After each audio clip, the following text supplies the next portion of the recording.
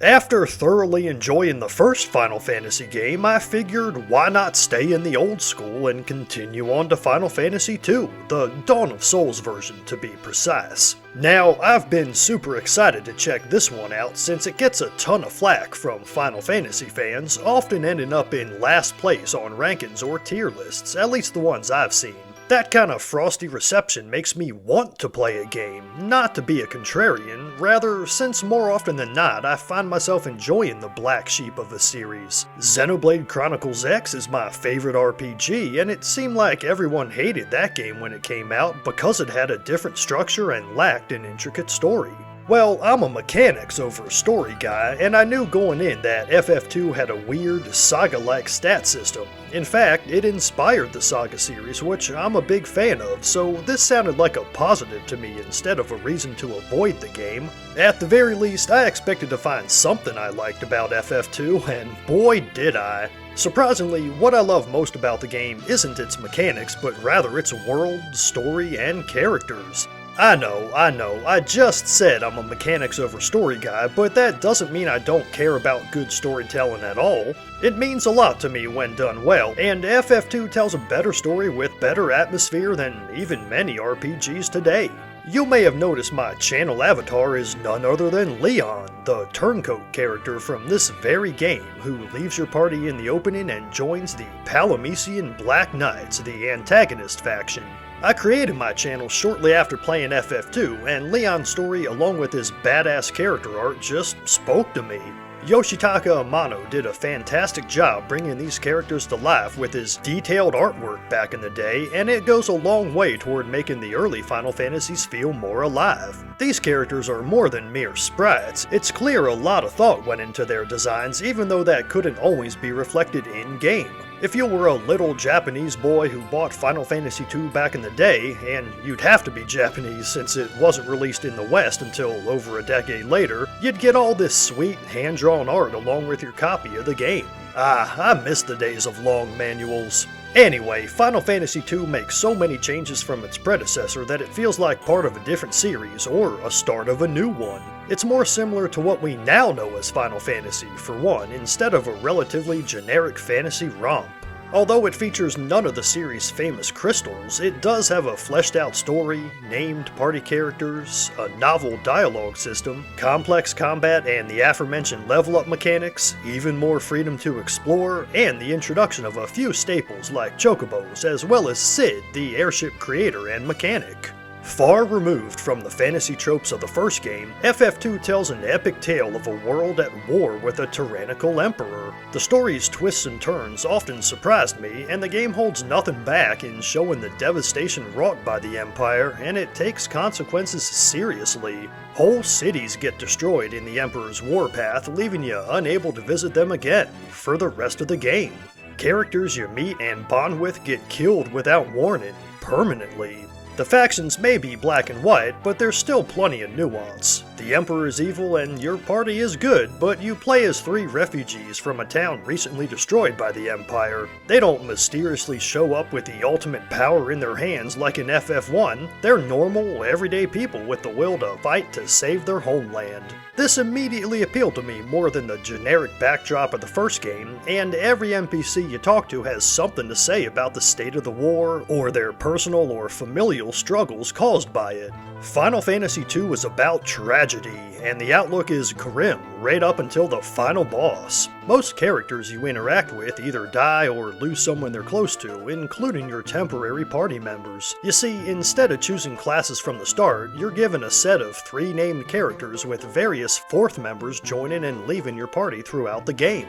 As far as I know, this was unique for a JRPG at the time, and it harkens back to the series' D&D roots. What's notable is that your 3 main characters aren't, well, interesting.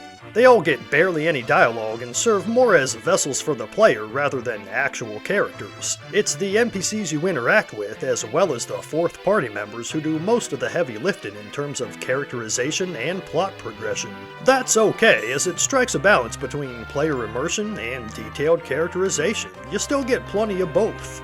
I've read much complaint about the game's dialogue system, which consists of keywords or passphrases. When talking with certain NPCs at specific times during the story, you have the opportunity to learn an important word that the character mentions, and after learning it, you'll be able to ask other NPCs about the word in future conversations to get more info or occasionally advance the plot in a key way. If that sounds confusing, it is, a bit, but in general the complaints I've seen about this system tend to be exaggerated and don't make much sense. The most common criticism is that you waste time trying every word on every key NPC, but in my experience it's fairly obvious when you need to use which word. It's always going to be one of the latest words you've learned, and the game does a good job of making sure you know your character's goals and which keywords are relevant to those goals. Are you trying to get a ride on Sid's airship? Well, you'll have to use the airship keyword, and it's obvious that the previous words you learned are no longer needed. This pattern repeats with little variance for the whole game, and I found it a neat way to keep me engaged in conversation, even though keywords don't add much to the overall experience. Additionally, only a few notable NPCs have conversations that allow the use of keywords in the first place. Most of them instead provide normal dialogue that reveals an interesting personality or plot-relevant flavor text. As a whole, keywords are a fine system, but I wouldn't miss them if they weren't in the game either. I've put it off long enough. Let's discuss the combat and level up system, which gets the most malignment in other reviews I've read. To summarize, characters do not have overall levels or gain experience points like in the majority of RPGs. Instead, each weapon class and spell has its own level for each character and increases based on usage. Furthermore, characters improve their stats in various ways over time, such as taking damage to increase max HP, using a lot of MP to increase max MP, and being targeted by attacks to increase evasion. I'm aware the original version of the game made this a much more time-consuming task, but my thoughts are specific to the Dawn of Souls remake.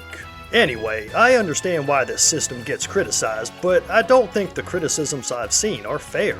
At best, you might hear the system isn't what's expected in a JRPG, which is fair enough. Not everyone's into this mechanic, although it's worth noting FF2 went on to inspire a thriving subgenre of JRPGs, where weapons and magic level up based on usage, including the Saga series, so this does appeal to a subset of fans, and I'm one of them. At worst, common criticisms show a lack of understanding or willingness to engage with the system on its own terms. I've often heard, oh, it's easy to cheese the game by stalling in battle against a weak enemy and attacking your own party to quickly pump up their maximum HP. And that's true, though the rules that govern when stats increase are a little unintuitive. A character not only has to take damage to increase their maximum HP, they also must end a battle with significantly lower HP than they started with in order to have a chance to raise their maximum. And it's only a chance. MP works similarly, which is not at all explained in the game. But once you understand it, attacking your own party is indeed an easy way to grow overpowered in a short period of time. My counter-argument is that you don't have to do this, and the game doesn't push you toward it. Never in the game is power leveling mentioned as a viable strategy, nor is it ever needed to advance. If you're going in blind, you wouldn't even know about this, and it should be a non-issue. Playing the game as if it had a standard leveling system is a fine way to get a reasonably difficult experience, but still be able to customize your playstyle as you see fit, and that's how I'd recommend new players approach FF2. What makes the system fun, however, is being able to focus on a few specific spells, weapons, or stats to break the game in a fun way, according to your favorite playstyle. I, for example, made one character a mage and trained up a few black magic spells, then left the other characters as sword-based warriors, one with some white magic. By the mid-game, I got the holy spell and turned my white magic user into a proper red mage, slinging spells, using swords, and healing my party all in the same battle. Another player might have chosen to keep two warriors and instead use items for healing since money is plentiful. That would have worked just as well, and neither approach requires grinding to artificially level your party members. The game does reward and even requires focusing on specific builds for each character, but that makes it more of an RPG, and it's different from grinding to get over-leveled stats. With that said, I have a few complaints of my own. The spell system in general takes too long to gain levels. However, when you do, your spells become overpowered by the end of the game, at least the way I played, using magic at every opportunity since I love magic in JRPGs. What's bizarre is that the max spell level is 16, but by the endgame I was destroying everything with spells around level 8 to 10. What's the point of having 16 possible levels when no enemies in the game can stand up to spells at half that strength? I'd rather the spells gain levels more quickly, but curve up in strength more slowly, so that they only become devastating by level 14 or so. Another solution would be to cut the max level to, say, 8 and have spells take longer to level up. Either way, this would fix the problem I find in many JRPGs where there's no practical way to attain the best spells or reasons to use them. A related problem is that Ultima, touted as the best spell in the game and attained during the story, is hopelessly underpowered without a lot of grinding other spells. Yeah, its damage is based on your total levels in all spells, and there's no reason for a character to have very many spells past level 8 or even 6, and no reason to have more than a few spells in the first place. While the encounter rate in FF2 is high, the game isn't long enough to train up that many spells, and the latter third of the game feels a bit underwhelming due to this. Maybe a lot of content was cut. That wouldn't surprise me given how quickly games were pumped out back in the late 80s and early 90s. Alright, enough about combat. This is growing into one of my longest Newcomer's perspectives yet, but I'll quickly mention that FF2's dungeon design is more interesting, both in layout and visuals, than in the first game. However, there's still too many near-identical looking floors and dungeons, and the amount of dead ends and empty rooms is taken to an almost comical extreme. I hope FF3 further improves the dungeon design while also working out these kinks, as I know from playing more recent Final Fantasy games that it eventually does get quite good. Aside from layouts though, FF2's dungeon size and variance appeals to me way more than FF1's cookie-cutter fantasy locales. You even go to hell. Literal, actual hell to kill the main antagonist, and the game doesn't even end there. This kind of wild experimentation in only the second game of the series impresses the hell out of me. The music stands out once again, and like most aspects of the game, it's even better than the first. I always love Final Fantasy's battle themes, and 2's is particularly great, with a hurried, warlike feel due to its marching snare drums, blaring horns, and flute flourishes, at least in the Dawn of Souls version. It's my favorite battle theme so far. The main theme, played on the overworld, is slower and more melancholic, a track that fits the desperation of the characters and hopelessness of a world steadily being destroyed by a relentless empire. Based on FF2's score alone, I can understand why Nobuo Uematsu is considered a genius among JRPG fans. Consider me one of said fans. He's quickly becoming one of my favorite video game composers.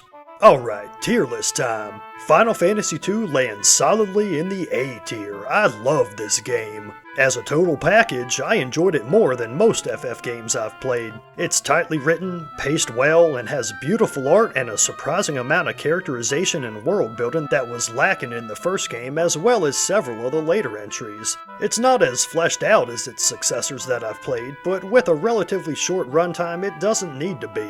It achieves what it sets out to do, and more importantly, achieving that goal resulted in a great game. I even like the leveling system. Keep in mind that I'm attempting to differentiate between levels of high quality with this tier system, since all the FF games I've played so far are great. A B on this tiering is still high praise, while A is even higher. At any rate, I'd sooner replay FF2 than practically any other game on this list. Well, I'm out of stuff to say, except that if you've been avoiding Final Fantasy II due to its overwhelmingly negative reviews from Western publications and many fans, give it a try anyway. You might end up enjoying it as much as I did. Thanks for watching. Leave a like for that algorithm, subscribe for more videos on Final Fantasy and other RPGs, let me know your thoughts on FF2 in the comments below, and have a blessed day.